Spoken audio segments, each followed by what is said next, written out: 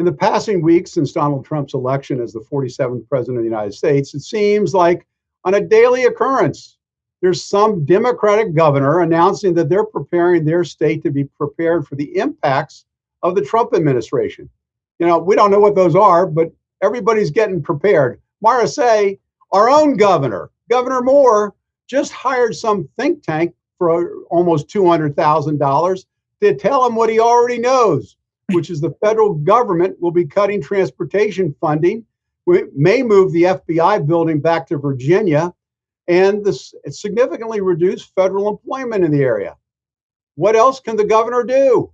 Well, first off, I completely support what the governor's doing. And actually, 200,000. He and with a number of other local, state, and counties are actually a part of a regional study with the University of Virginia. So I think that's probably the best deal we could get, and within the short period of time. But most importantly, and Comptroller Learman Brooke, who's a close friend of mine, said it best. Our economy is deeply intertwined with not just federal funding programs. What we call Maryland has a very unique relationship with how we bill our patients through the hospital system. It's called a hospital waiver.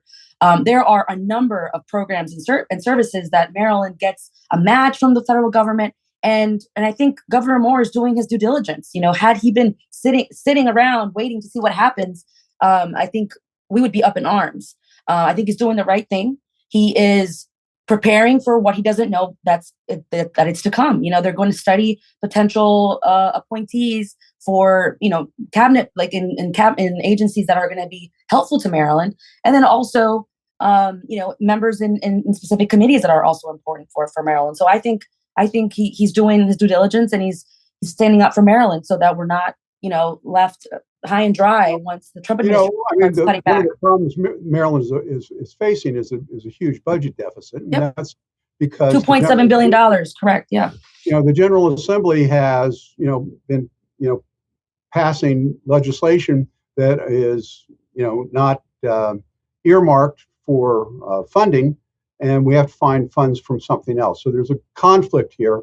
Mm-hmm. Now, Laurie, 1/3 of the state's budget, as Maricé alluded to, is made up of revenue from the federal government. If the Trump administration starts cutting funding, what can the state do to address this? I mean, are we looking at higher taxes and an increase in levies and fees?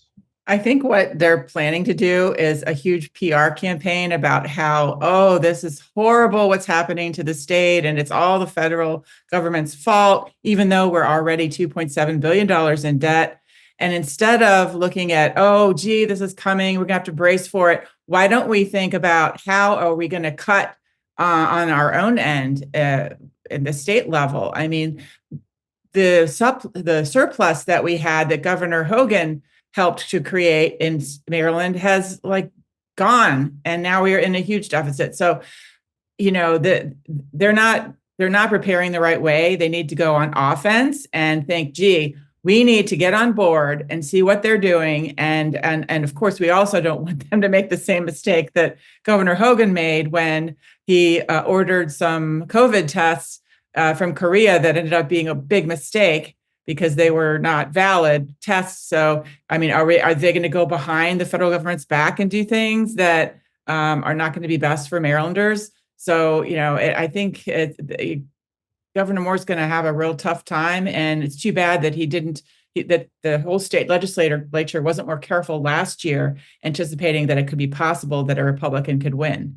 Well, we weren't the only state that, kind of got seduced by federal funding especially from COVID surpluses that came in and that allowed the state to think about funding. So Maricé, is the General Assembly prepared to address these issues? Unfortunately, I'm no longer in the legislature, but I believe that the leadership has been preparing for some of the attacks on the budget side that legislatively they can still attack. And I think part of their preparation is supporting Governor Moore and working with Governor Moore in getting these consultants to answer the questions that we have. I mean, that's literally the fact finding. That's what they're doing with this contract with Accenture, and I think he's taking the right steps.